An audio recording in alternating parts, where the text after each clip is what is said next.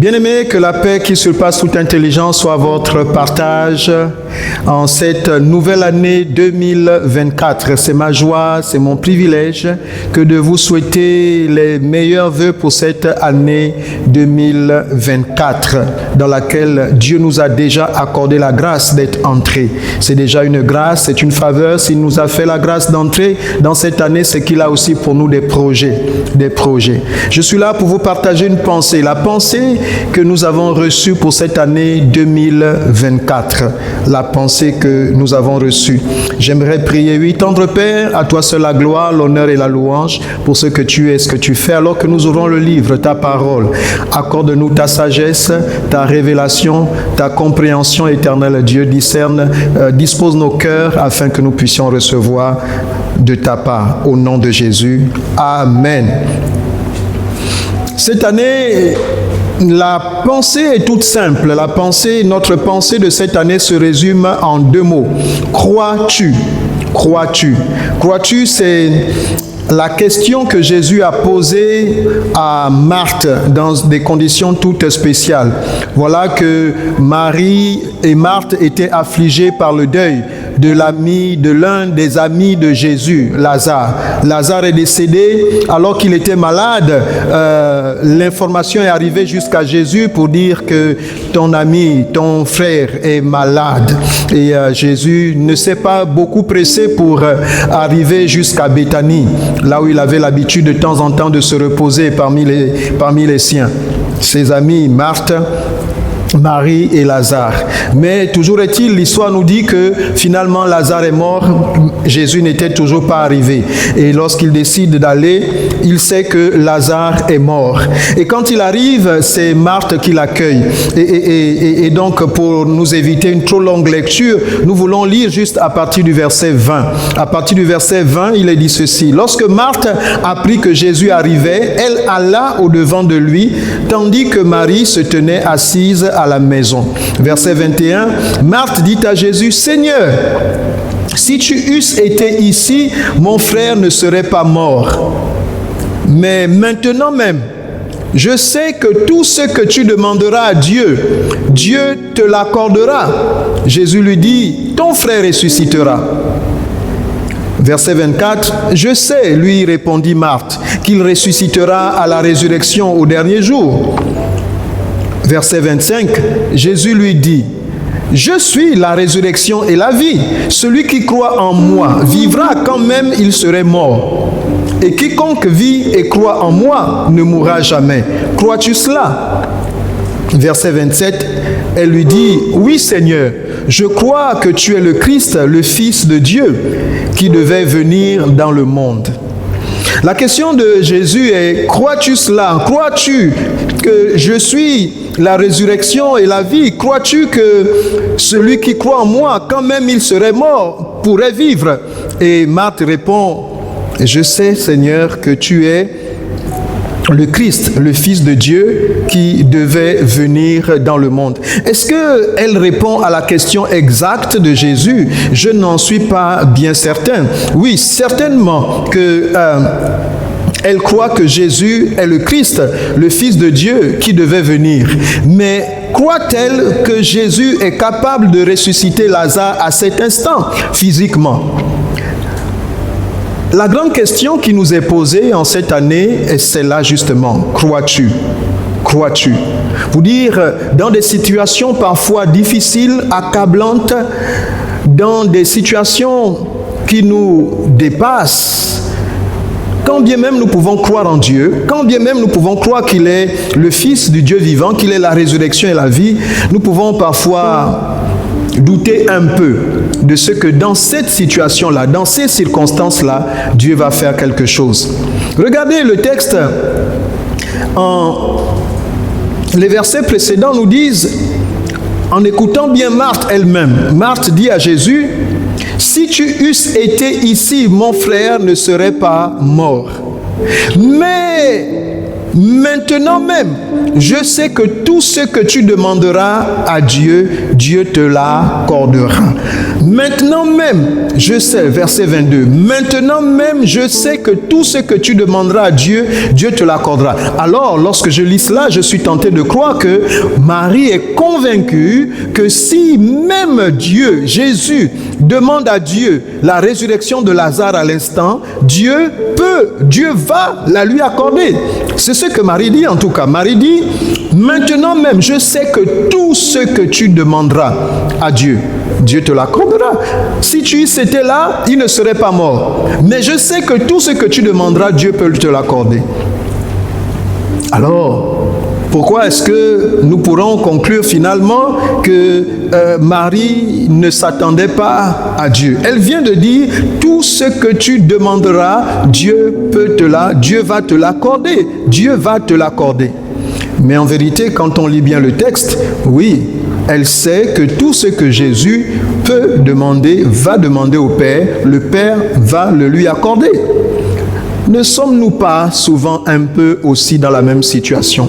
Mais il se trouve que le désarroi, la réalité, le deuil dans lequel elle est, ou la situation dans laquelle elle est, elle n'a jamais vu quelqu'un ressusciter. Elle n'a jamais vu quelqu'un ressusciter. Elle dit, dans cette situation-là, il faudrait que je m'abandonne à la réalité, que je m'abandonne à l'expérience. Dieu peut tout, Dieu peut absolument tout, mais il ne fait pas. Il ne veut peut-être pas le faire. Il ne va certainement pas le faire. S'il voulait le faire, il le ferait. Je ne doute pas que Dieu peut tout faire. Mais ce dont je ne suis pas toujours certain, c'est que Dieu veuille le faire pour moi à cet instant-là. C'est que Dieu va le faire. Et le Seigneur lui dit, ne crois-tu pas que je suis la résurrection et la vie? Même Lazare, je te dis qu'il va ressusciter. Alors, à peine elle a dit, maintenant même, je sais que tout ce que tu demanderas à Dieu, Dieu te l'accordera. Jésus lui dit, gloire à Dieu, j'ai trouvé véritablement un terrain favorable. Et donc Jésus lui dit, ton frère ressuscitera. Tout ce que tu peux demander, Seigneur, le Seigneur Dieu te l'accordera. Alors Jésus dit, super, ton frère ressuscitera. Donc je m'apprête à demander à ce que ton frère ressuscite. Alors Marthe se reprend et dit, je sais qu'il ressuscitera à la résurrection. Mais Marthe, tu viens de dire que tout ce que je demande, mon Père va me l'accorder. Alors, pourquoi attendre la résurrection? Je te dis qu'il ressuscitera. Je ne parle pas de ressusciter à la résurrection. Je parle de ressusciter maintenant.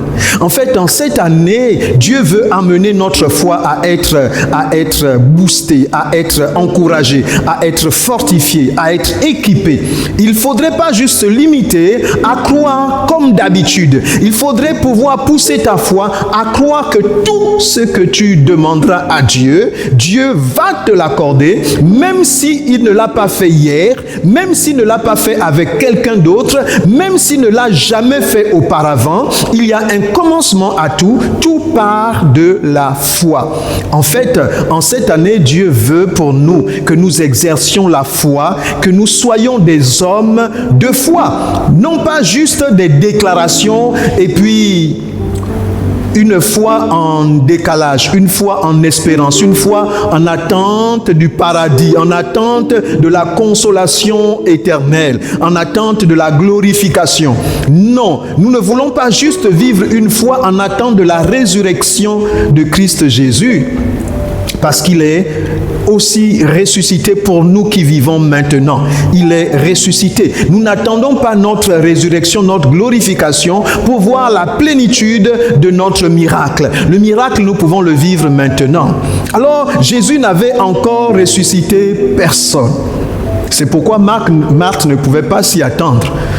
C'est pourquoi Marthe pensait qu'il parlait de la résurrection, des derniers jours, lorsque l'avènement arrivera. Alors la résurrection pour le jugement, pour la gloire céleste. Et elle ne s'attend pas à ce que Dieu fasse, que Jésus même fasse une telle prière pour demander à Dieu la résurrection de Lazare. Et donc voilà que notre foi est parfois éprouvée. Notre foi est parfois confrontés à des circonstances où nous devons manifester une attitude différente. Nous devons non pas nous appuyer sur ce que nous avons déjà vu, mais nous appuyer sur ce que nous disons de ce que Christ Jésus est, de ce que la parole de Dieu dit.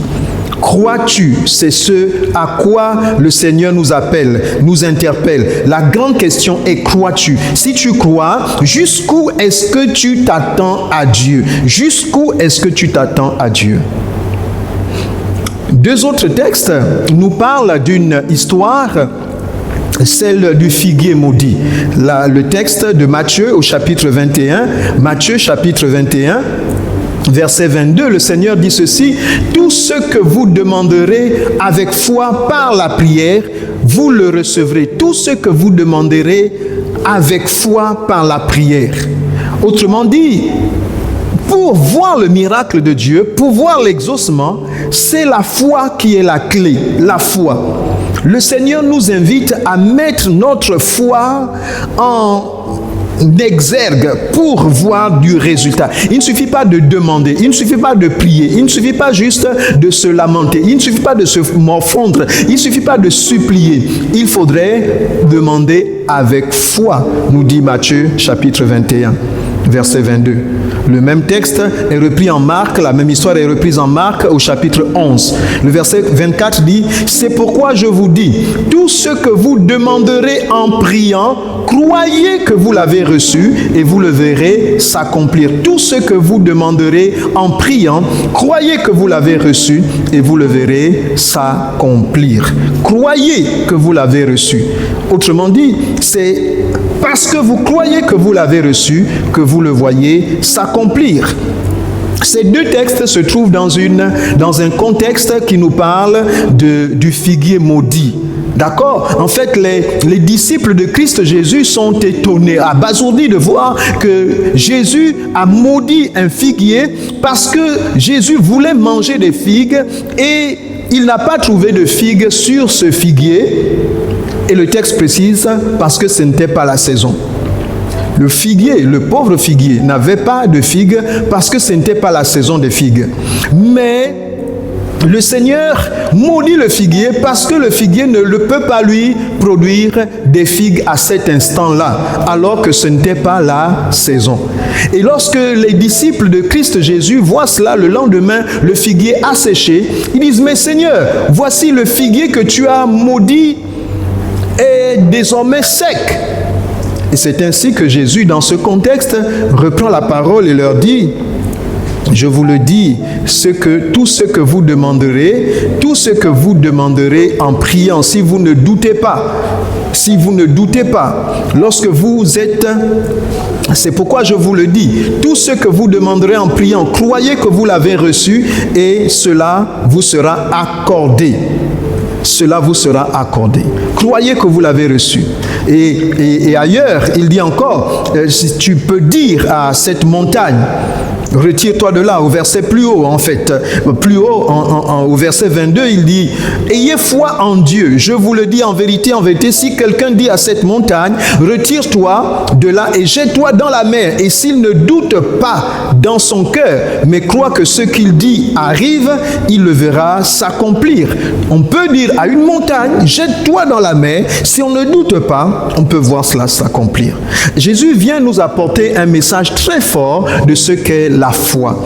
La foi dépasse les circonstances. Donc, il parle là de montagnes, de choses physiques au-devant de nous qui nous dérangerait et à qui l'on commanderait même de se jeter dans la mer et le voir s'accomplir.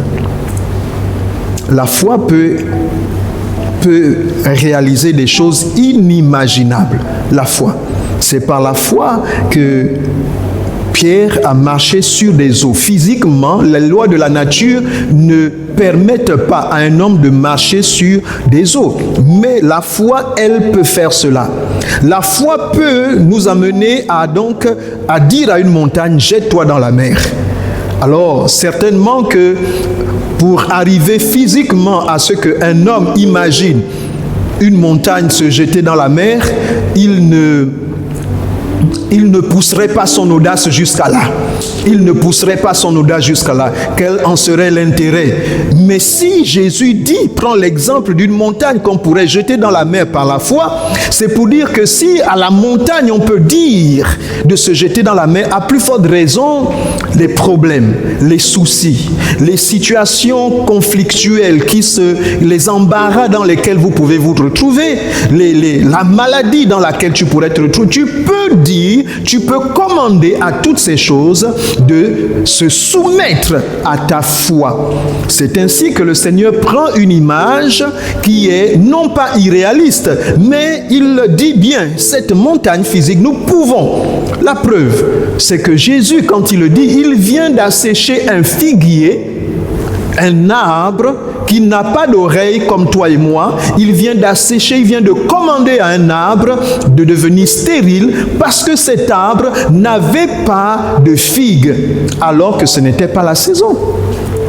Voilà Jésus qui s'en prend à un arbre qui n'est pas dans sa saison pour les figues, certainement juste pour démontrer le niveau, à quel niveau la foi peut commander. C'est ainsi qu'il a dit qu'il a créé l'homme afin qu'il domine sur toutes choses, qu'il soit les maîtres, qu'il assujettisse toutes choses. Donc la foi que Dieu, la dimension de foi à laquelle un homme peut arriver, c'est de pouvoir même commander aux choses. Et nous avons vu le Maître lui-même commander à la tempête, commander au vent, commander au figuier, commander à toutes choses, commander à la mort. C'est ainsi qu'il se trouve devant Lazare et il dit aussi à Lazare qui n'a plus d'oreille, qui est dans le sépulcre depuis 4 jours, il dit Lazare sort et Lazare peut entendre. Pourquoi? Parce que Jésus nous démontre ici la dimension de la foi dans laquelle un homme peut arriver s'il croit qu'il est lui la résurrection et la vie. C'est ainsi qu'il dit que vous ferez des œuvres plus grandes que celles que j'ai faites. Un homme peut arriver à ces dimensions. Et la question est, crois-tu? La grande question est, crois-tu? Souvent, nous ne croyons pas autant que cela. Nous croyons qu'il est le Messie. Nous croyons qu'il est le Fils de Dieu, du Dieu vivant. Nous croyons que tout ce qu'il peut demander à Dieu, Dieu le lui accordera, comme Marthe le dit. Oui, je crois que Dieu est souverain. Nous imaginons toujours ce Dieu transcendant, ce Dieu omnipotent, ce Dieu omniscient. Mais nous n'imaginons pas qu'il va le faire pour nous. Nous ne nous attendons pas à ce qu'il le fasse pour nous. Pourquoi? Parce qu'il ne l'a pas fait pour le voisin. Parce qu'il ne l'a pas fait hier quand j'ai demandé. As-tu demandé avec foi? As-tu demandé avec détermination? En fait, j'aimerais te dire que cette année, ce que le Seigneur veut pour toi, c'est que tu sois déterminé, résolu, que tu ailles jusqu'au bout à commander aux choses afin qu'elles viennent. Ce que le Seigneur veut, c'est que tu ne subisses pas les événements, que tu ne subisses pas les temps, que tu ne subisses pas les circonstances, mais que toutes choses se soumettent à toi. Crois-tu cela? Crois-tu que c'est possible de dire afin que les choses arrivent? C'est ce que le Seigneur veut pour nous à cet instant. Il veut que ta foi arrive à déplacer les montagnes. Il veut que ta foi arrive à décréter ta destinée. Voici, Jésus se permet d'avoir même le désir de figues dans un temps où il n'était pas la saison des figues. Peux-tu oser avoir des besoins avec le Seigneur? Des besoins et voir que ces besoins ont le droit d'être résolus. Pourquoi? Parce que tu le demandes avec foi. Tu le demandes avec foi. Parfois, nous prions le Seigneur et nous disons, Seigneur, si tu le veux, tu pourrais faire cela si tu le veux. Seigneur, s'il te plaît, pourrais-tu faire ceci? Il y a des choses pour lesquelles le Seigneur demande, mais toi, que veux-tu? Que veux-tu que je te fasse? Il faudrait que nous soyons dans l'attente de ce qu'il peut faire, ce qu'il va faire, pour qu'il puisse le faire, pour qu'il puisse se réaliser. Il y a même des choses que le Seigneur a déjà accomplies là-temps que tu commandes, que tu exerces ta foi, que tu exerces ta foi. Que cette année 2024 soit pour toi une année d'exercice de la foi. Une année d'exercice de la foi. Oui. Or, sans la foi, il est impossible de lui être agréable, car ceux qui s'approchent de Dieu doivent croire qu'il existe et qu'il est le rémunérateur de ceux qui le cherchent. Que cette année soit pour toi une année de manifestation de sa gloire. Comme dit Jacques, montre-moi ta foi sans les œuvres et je te montrerai les œuvres de ma foi. Que ta foi soit expérimentale, que ta foi soit palpable, que ta foi soit vivante, que ta foi soit visible, que ta foi soit démonstrative en cette année 2024. Que tu arrêtes de te morfondre, de te lamenter et que tu commandes au temps, que tu commandes aux circonstances. Oui, il dit si tu crois, ne t'ai-je pas dit que si tu crois, tu verras la gloire de Dieu. Oui Seigneur, je crois, mais si tu crois, fais-le. Si tu crois, avance.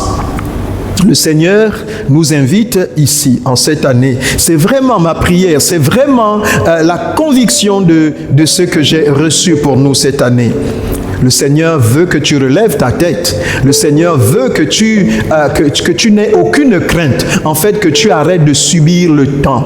Que cette année 2024 ne soit pas pour toi une année d'attentisme, une année d'inquiétude, une année de spéculation, mais une année de planification. Oui, que tu puisses toi-même planifier ton année, appeler les choses, décréter les choses et les voir s'accomplir parce que Dieu t'en donne le pouvoir. Dieu t'en donne le pouvoir. Que tu marches par la foi. C'est ma prière pour toi. Voici ce qu'il explique. Donc il dit, ne vous étonnez pas. Les disciples étaient étonnés. Regarde le figuier que tu as maudit a séché. Si tu pouvais réaliser la puissance qui est en toi en tant qu'enfant de Dieu. Ce n'est pas toi, c'est le Saint-Esprit qui l'a déposé en toi grâce au miracle de la nouvelle naissance et au processus de la régénération en toi. Il y a une semence incorruptible de vie qu'il a déposée en toi par le miracle de la nouvelle naissance et qu'au travers de cette nouvelle naissance, le Saint-Esprit opère dans le surnaturel. Et quand tu es en communion, en connexion avec le Saint-Esprit, tu peux effectivement te retrouver à commander aux choses. C'est pourquoi le Seigneur dira, ce que vous lirez sur la terre sera lié dans les cieux. C'est pourquoi il dit, je vous ferai des œuvres plus grandes même que celles que j'ai faites parce que je m'en vais au Père. Et ce que vous demanderez en mon nom, je le ferai. Si vous êtes unis à moi, vous êtes comme des sarments unis au cep et celui qui produit du fruit, il les monte afin qu'il en produise encore davantage. Ouais. Que tu sois émondé, que tu sois façonné, taillé pour produire encore plus de fruits. Voyez, dans ce texte de Marc au chapitre 11, Jésus est bien en train d'enseigner sur la foi. Il est bien en train d'enseigner sur la foi. Le verset 24 que nous avons lu dit, « C'est pourquoi je vous dis, tout ce que vous demanderez en priant, croyez que vous l'avez reçu, et cela vous sera accordé. » Et le verset 25 dit quelque chose de capital. Le verset 25 poursuit en disant, « Et lorsque vous êtes debout pour prier, si vous avez quelque chose contre quelqu'un, pardonnez-lui, afin que votre Père céleste vous pardonne aussi vos fautes. » C'est comme si ce texte serait de trop. Alors, tu nous parles de foi, tu nous parles d'obtenir des choses et ensuite, tu nous dis que si nous sommes en train de prier, nous devons pardonner si nous avons quelque chose contre quelqu'un. Forcément, s'il le dit dans la foulée comme cela, c'est que c'est lié, n'est-ce pas? C'est lié. Il commence, verset 22, il dit « Ayez foi en Dieu ». Verset 23, il vous dit « Si vous dites même à une montagne, retire-toi de là et jette-toi, si vous croyez dans votre cœur, vous ne doutez pas, vous allez voir cela arriver. » Il est en train de parler de la foi toujours. Ensuite, au verset 24, il vous dit, c'est pourquoi je dis, tout ce que vous demanderez en priant, croyez que vous l'avez reçu. Verset 24, donc il est toujours en train de parler de la foi. Et verset 25, il poursuit, et lorsque, donc, vous, tout ce que vous demanderez en priant, croyez que vous l'avez. Et lorsque, donc c'est la suite, et lorsque vous êtes debout en prière, lorsque vous êtes debout pour prier, si vous avez quelque chose contre quelqu'un, pardonnez-lui, afin que votre Père Céleste, autrement dit, ici, il est en train de dire, si vous devez priez et ne doutez pas et vous allez voir le résultat. Et ensuite il dit quel genre de foi, en fait, comment entretenir, en fait, comment entretenir la qualité de la foi. La foi est à entretenir. Et comment faire en sorte que votre foi soit de bonne qualité? Il donne un aspect. C'est déjà que lorsque vous êtes en prière et que vous demandez des choses, assurez-vous d'être en bon terme avec votre prochain. Un élément important. Pourquoi est-ce que finalement notre foi n'est pas la même qui déplace des montagnes? C'est parce que nous n'avons pas une bonne santé dans notre foi. Nous sommes en prière, mais plein de ronces et d'épines dans nos cœurs, plein de jalousie, d'amertume, plein d'égoïsme, plein de médisance. Nous avons plein de rancune, de rancœur. Et c'est ainsi qu'il dit, et tout cela est donc lié. Si vous voulez avoir du résultat, il faudrait croire et ne point douter. Mais il y a des choses qui grignotent la foi. Donc tout au long de cette année, l'exercice est de travailler à avoir une foi de bonne qualité. Avoir une foi de bonne qualité. Et l'un des éléments que le Seigneur nous présente ici, c'est donc déjà d'avoir une bonne relation autour de nous. Pour que le Saint-Esprit ne nous accuse pas, nous ne devons pas être en porte-à-faux avec les autres. Vous ne pouvez pas demander quelque chose et que le Seigneur vous bénisse alors que vous avez un cœur totalement aigri vis-à-vis des autres. Vous ne savez pas faire le bien. La Bible nous dit qu'il y a plus de bonheur à donner qu'à recevoir.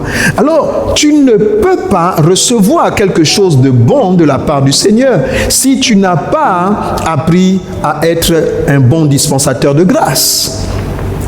Tout cela va ensemble. La foi n'est pas égoïste. La Bible nous dit, car Dieu a tellement aimé l'homme qu'il a donné son Fils unique, afin que quiconque croit en lui ne périsse point, mais qu'il ait la vie éternelle. Dieu a tellement aimé l'homme. Si nous aimons tellement Dieu, nous devons apprendre à faire du bien aux autres pour lesquels Dieu lui-même s'est livré pour l'homme. Tu ne peux pas aimer Dieu et avoir des problèmes avec les hommes pour lesquels Dieu lui-même s'est donné en rançon. Jésus est mort sur la croix et toi tu as un comportement vis-à-vis de quelqu'un d'autre en disant « Ah, celui-là de toute façon, moi j'ai mis une croix sur lui. Celui-ci, non, moi je n'aime pas son temps. Celui-ci, il mérite tout ce qu'il a comme problème. Celui-ci, ah non, moi je ne le calcule même pas. » Non, mais tu ne calcules pas les enfants de Dieu pour qui le Seigneur lui-même s'est sacrifié. Et tu te tiens dans sa présence pour demander quelque chose, alors ta foi est vaine. C'est ainsi que nous ne recevons pas. Il faut travailler la qualité de ta foi. Crois-tu que Dieu peut le faire? Si tu crois que Dieu peut le faire, tu verras la gloire de Dieu. Ma prière pour toi cette année 2024 est que ta foi soit pleine d'œuvres et que tu travailles à la qualité de ta foi. Oui, c'est possible. C'est possible d'avoir envie de figues. Oui, ma prière pour toi en cette année est que tu oses non plus marcher en tâtonnant, en te disant, est-ce que je pourrais le réaliser? Je vais le réaliser si et seulement si Dieu le veut vraiment. Non, Jésus nous a appris à marcher, nous a donné un autre mode de vie. Il sait que ce qu'il demande, le Père le veut aussi pour lui. Parce qu'il sait déjà a priori que Dieu ne veut que son bien. Et quand il veut quelque chose pour se faire du bien, Dieu l'exaucera. Je te prie, Père, je te remercie, Père. Je sais que tu m'exauces toujours. Je te prie, non pas parce que je doute, mais pour que ceux-ci voient que tu es en moi et que je suis en toi. Et quand nous aurons grandi dans notre foi, nous pourrons nous comporter ainsi. Lorsque nous prions le Père, nous savons qu'il va nous exaucer. Alors tu peux te retrouver en saison où il n'y a même pas de figues, en saison où les arbres ne peuvent pas produire, et tu dis, moi je veux manger des figues. Non, mais ce n'est pas la saison. J'ai vu le Seigneur faire à contre-saison. J'ai vu le Seigneur faire des exceptions. Oui, parce que le Seigneur peut le faire. Non, ce n'est pas la rentrée, ce n'est pas encore le temps. La loi a dit ceci. Non, je n'attends pas la loi. Le décret a dit ceci. Non, je n'attends pas le décret. Moi, j'aimerais voir la grâce de Dieu sur ma vie et je décrète. Il m'a dit que même la montagne, je peux lui ordonner Qu'est-ce que la montagne? Qu'est-ce qu'un décret à côté d'une montagne physique? La montagne, c'est Dieu qui l'a créée et qui l'a plantée là. Et il me dit que je peux la déplacer. Alors qu'un décret, c'est un homme qui l'a pris. Alors dans toute loi, il y a des exceptions. Alors je décrète et je proclame que dans cette situation, il me sera fait différemment. Je serai reçu, j'irai dans ce bureau, je déposerai mon dossier et je serai reçu et le Seigneur signera mon intégration. Si quelqu'un croit, il dit amen à sa prophétie et reçoit cela. En fait, tout ce que tu vas proclamer de façon exceptionnelle cette année par la foi, tu le recevras. Tu n'attendras pas que les choses soient conformes, que les temps soient favorables. Dieu aime les gens qui marchent à contre-courant. Quand il y a tempête, c'est alors que tu sors pour dire que moi je vais marcher, c'est le temps favorable. Quand il y a orage, le Seigneur dort dans sa barque parce qu'il sait qu'il a déjà mis le cap vers une destination. Il ne s'inquiète pas que 2024 soit pour toi une année de destinée, une année de cap bien fixé. Que tu ne t'inquiètes d'aucune tempête en chemin, dans le nom de Jésus-Christ de Nazareth. Oui, qu'il en soit ainsi. Que tu puisses entrer dans une dimension de foi, de telle sorte que c'est toi et toi seul qui influence ta destinée, parce que Dieu t'en donne le pouvoir par la puissance du Saint-Esprit. Sa parole est certaine. Sa parole est certaine. Il ne fait exception de personne. Celui qui croit verra la gloire de Dieu. La question est posée, crois-tu? Si tu le crois, tu changeras d'attitude au long de cette année. Si tu le crois, tu feras différemment. Si tu le crois, tu parleras différemment. Si tu le crois, tu te comporteras de façon différente. Que la parole de Dieu soit ton rempart, que la parole de Dieu soit pour toi esprit et vie, qu'elle produise de la vie maintenant, tout au long de cette année, que tu croisses dans cette parole, que tu produises du fruit, que tu as de gloire en gloire, dans le nom de Jésus. Et si tu dis Amen, il en est ainsi pour toi, dans le nom de Jésus-Christ de Nazareth. Parce que quand tu reçois la parole, tu la scelles par ton Amen, et dans ton âme et dans ton subconscient, quelque chose se passe pour te conditionner à faire selon ce que tu as dit. Que ton oui soit oui, que ton non soit non. Je prie dans le nom de Jésus. Tendre Père, nous te bénissons dans le nom de Jésus. Laisse que cette parole produise la vie en quelqu'un afin qu'il puisse remettre le cap vers la bonne direction dans le nom de Jésus. Je ne suis point intimidé par les oppressions, par les obstacles, par les murailles, par les difficultés de 2024. Dans le nom de Jésus, j'ai l'attitude d'un homme, d'une femme de foi.